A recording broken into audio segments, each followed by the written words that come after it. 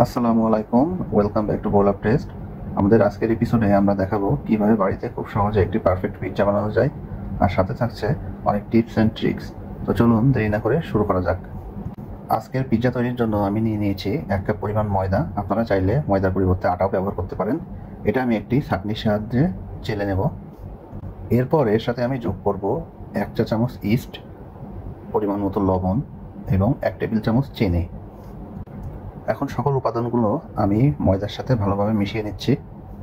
মেশানো হয়ে গেলে এর ভিতরে আমি যোগ করব কুসুম গরম পানি।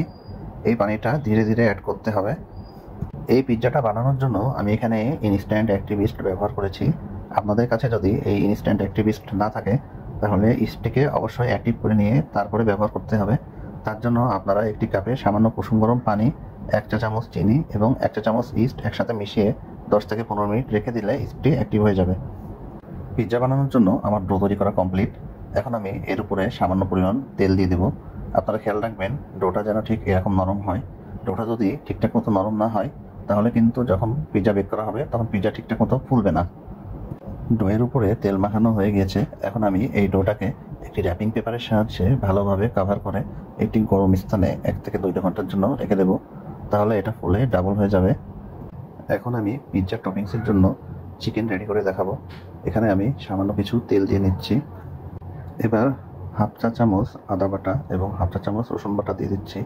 এর সাথে দিয়ে দিচ্ছি 1 চা চামচ গরম মশলার গুঁড়া, সাথে অ্যাড করছি হাফ চা চামচ শুকনো মরিচের গুঁড়া। এখন এইসব মশলা আমি একটু নাড়াচাড়া করে নিয়ে এর ভিতরে চিকেনটাকে দিয়ে দিব এবং চিকেনটা কিছু সময় সটে করে নেব। চিকেন থেকে একটু পানি বের হলে আমি এর ভিতরে দিব পরিমাণ মতো লবণ। এর সাথে আমি মিশিয়ে নিচ্ছি সামান্য পরিমাণ গোলমরিচের গুঁড়া। চিকেন থেকে যখন এরকম তেল বের হয়ে আসবে তখন বুঝবেন চিকেনটা পুরোপুরি হয়ে গিয়েছে। দেখুন 2 ঘন্টা পর এই পিৎজার ডোটা কিন্তু ডাবল হয়ে গিয়েছে। এখন আমি এই ডোটাকে বাটি থেকে আলাদা করে আবার একটু মথে নিব। ডোটাকে বাটি থেকে আলাদা করার সময় হাতে একটু তেল মাখিয়ে নিতে পারেন, তাহলে এটা করতে সহজ হবে। ডোটাকে ছাড়ানো হয়ে গিয়েছে। এখন আমি এই ডোটাকে আবারও কিছু সময়ের জন্য ভালো করে মথে নিচ্ছি। এবার আমি একটি পিৎজা প্যান নিয়ে নিয়েছি এবং আমি তাতে একটু তেল ব্রাশ করে নিচ্ছি যাতে পিৎজাটা ওঠানোর সময় কোনো রকম অসুবিধা না হয়। এবার এই ডোটাকে আমি পিৎজা প্যানের উপরে হাত দিয়ে চেপে চেপে চারিদিকে খুব ভালোভাবে ছড়িয়ে দেব।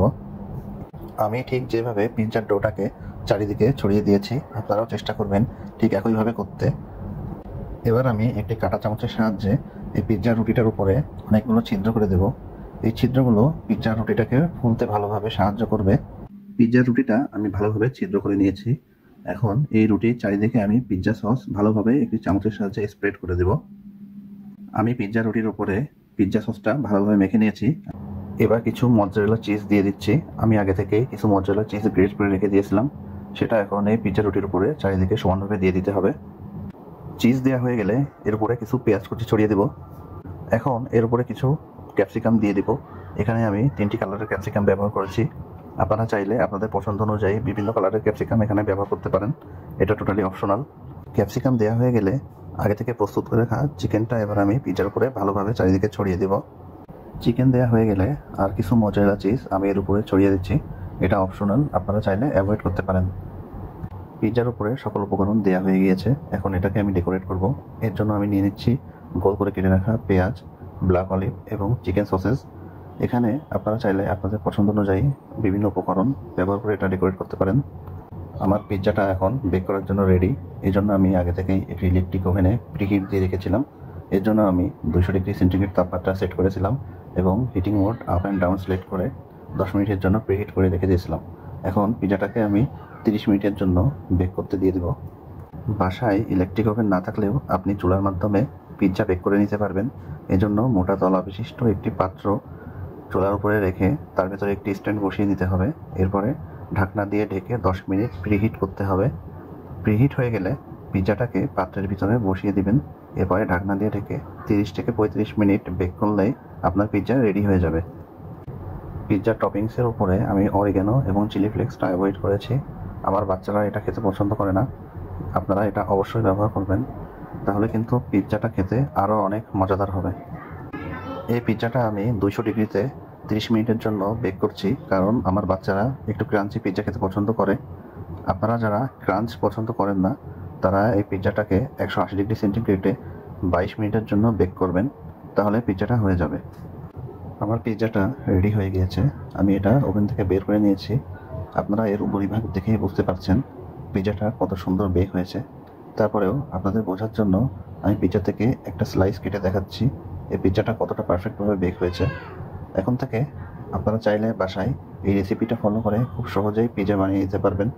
তাহলে আপনাদেরকে আর 1000 টাকা খরচ করে রেস্টুরেন্ট থেকে পিৎজা কিনে খাওয়া লাগবে না।